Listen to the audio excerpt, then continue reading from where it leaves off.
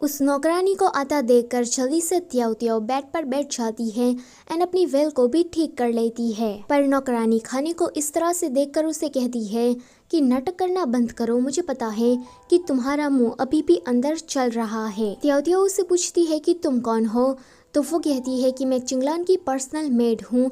इस पूरे घर में चिंगलान सबसे ज्यादा मेरे ही करीब है और मेरा नाम च्यावर है। त्याओ त्याओ कहती है कि अच्छा, मुझे तो लगा था कि तुम कोई बड़ी तोप होगी, पर तुम तो बस एक नौकरानी हो। च्यावर को ये सुनकर गुस्सा आता है। वो कहती है कि मैं तुम जैसी फ्रॉड से तो लाख गुना ज्यादा बेहतर हूँ। त्याओ त्याओ कहती है कि तुम्हें कैसे पता चला कि तुम भी जीरुई के साथ हो, तो वो कहती है कि मैं उसके साथ नहीं हूँ। वो कहती है कि तुम्हें डील करने पर कितने पैसे मिल रहे हैं, तो वो कहती है कि मैं जीरुई के साथ पैसों के लिए कोऑपरेट नहीं कर रही हूँ। वो कहती है कि अगर तुम्हें पैसे भी नहीं चाहिए तो फिर तुम जरूर लिन फैमिली की दुश्मन होगी।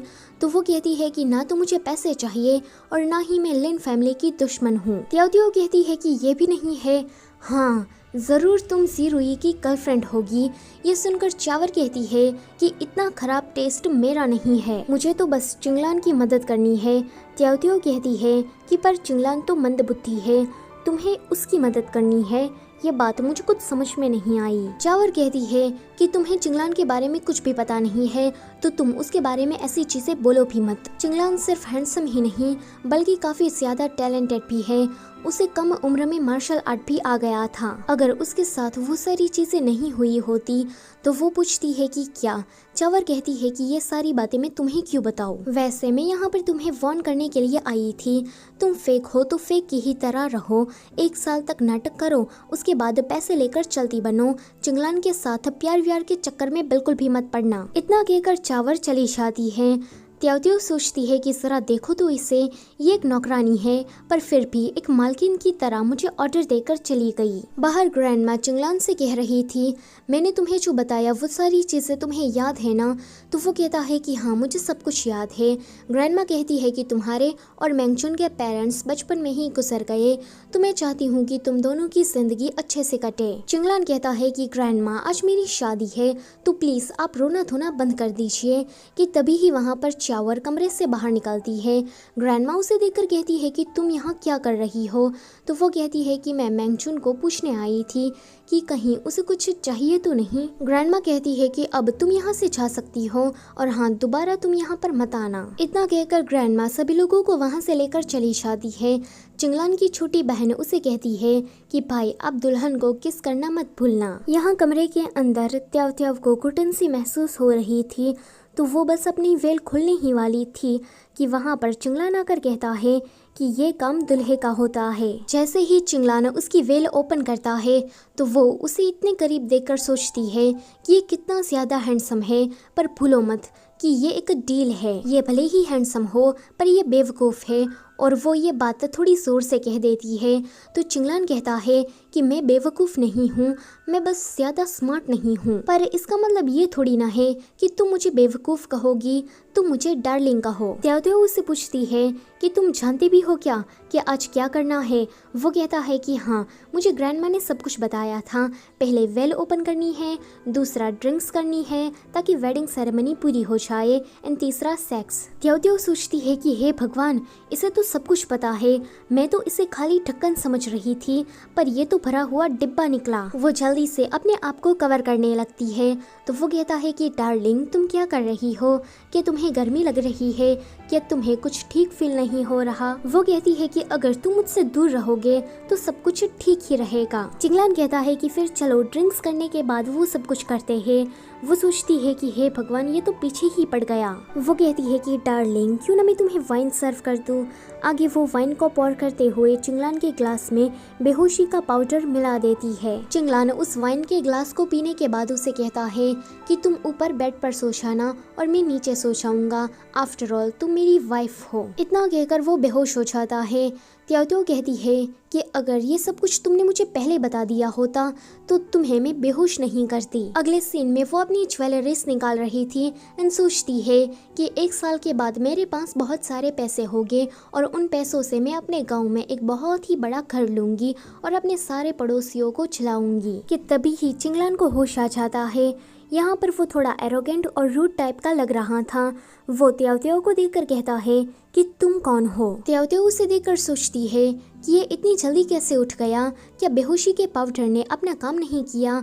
वो उसे कहता है कि तुमने वाइन में क्या मिलाया था। वो कहती है कि बच्चे ज्यादा सवाल मत पूछो और शांति से जाकर सो जाओ। चिंगलाना उसका हाथ जोर से पकड़कर मरोड़ता है एंड उसे डराते हुए पूछता है कि तुम कौन हो और तुमने वाइन में क्या मिलाया था। तो वो कहती है कि बेहोशी का पाउडर। फिर सोचती है कि ये इतना ज्यादा अलग बिहेव क्यों कर रहा है। लगता है कि उस बुढ़े ने गैम्बलिंग करने के चक्कर में मुझे कोई और ही चूरन पकड़ा दिया है। चिंगलान उसे कहता है कि तुम आखिर में हो कौन, तुमने मुझे ड्रग्स क्यों दिया, क्या तुम लिन फैमिली की दुश्मन हो। वो यहाँ पर उसे काफी ज्यादा डरा रहा था। त्याओ त्याओ उसे कहती है कि तुम मेरे साथ ऐसा क्यों कर रहे हो। अभी अभी तो तुम कह रहे थे कि तुम्हें मेरे साथ सेक्स करना है, तो फिर तुम इतने ज्यादा बदल कैसे गए। पहले तुम कितने नाइस लग रहे थे, पर अब तो तुम बिल्कुल एक डरावने भूत की तरह लग रहे हो। ये सुनकर चिंगलान कहता है कि माफ करना, मुझे तुम पर शक नहीं करना चाहिए था। जब मैं 5 साल का था तब तालाब में गिरकर मेरी मौत होने ही वाली थी, बट लकीली तुमने आकर मुझे बचा लिया। उस टाइम पर मुझे बचाने के चक्कर में तुम्हें कोई सीरियस बीमारी हो गई। ये सब कुछ मेरे कारण हुआ है। त्याओ त्याओ को लगता है कि यहीं पर ही उसे मौके पर चौका मार देना चाहिए। तो वो उसे कहने लगती है कि हाँ, बचपन में मैंने तुम्हारी मदद की थी और इस वजह से मुझे सीरियस बीमारी हो गई, पर तुम तो बड़े नाशुक्रे निकले। तुम मुझ पर शक कर रहे हो अपनी सेवियर पर। इतना ही नहीं, तुमने तो मुझे डराया, धमकाया और मुझे हर्ट करने की भी कोशिश की। चिंगलान कहता है कि सब कुछ झूठ है। पानी में तो तुम गिरी थी और तुम्हें बचाने के चक्कर में मुझे सीरियस बीमारी हो गई।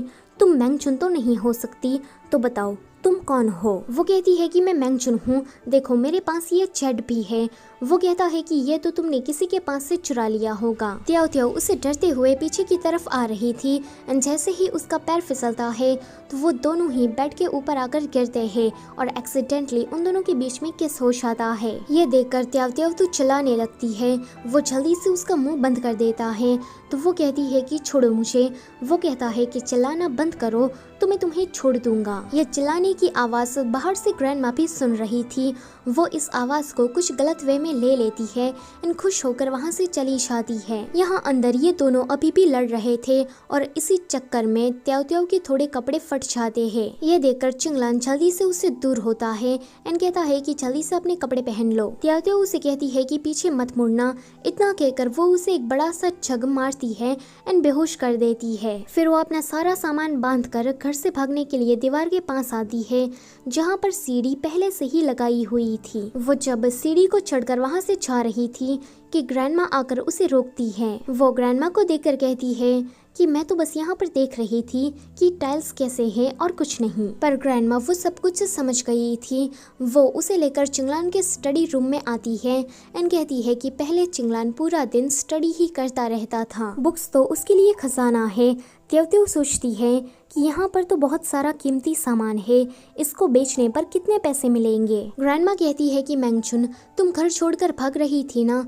तो वो कहती है कि माफ करें। ग्रैंडमा कहती है कि मैं समझती हूँ चिंगलान नॉर्मल नहीं है, इसलिए तुमने ऐसा किया, पर देखो मैं तुम्हें इसके लिए दोष नहीं दूंगी। वेल यहाँ पर ग्रैंडमा को ऐसा लग रहा था कि त्याओ त्याओ ने चिंगलान का इडियट वाला रूप देख लिया है, इसलिए वो घर को छोड़कर भाग रही है। बट असल में तो त्याओ त्याओ असली चिंगलान को देखकर डर के मारे भाग रही थी। ग्रैंडमा उसे कहती है कि चिंगलान लिन फैमिली का इकलौता वारिस है। यूजू सिटी की बहुत सारी लड़कियां उससे शादी करना चाहती है, पर मैंने उसकी शादी सिर्फ तुमसे ही कराई क्योंकि उसके लिए मुझे तुम ही परफेक्ट लगी। पहले वो काफ़ी टैलेंटेड एंड नॉर्मल था, पर 1 साल पहले उसकी बीमारी ने असर दिखाना शुरू किया। वो कोमा में चला गया था एंड जब वो उठा तो वो बिल्कुल 10 साल के छोटे बच्चे की तरह बिहेव करने लगा। इसी के साथ ये वाला पार्ट होता है यहीं पर ही ख़त्म। Please don't forget to like, share and subscribe. Thank you for watching.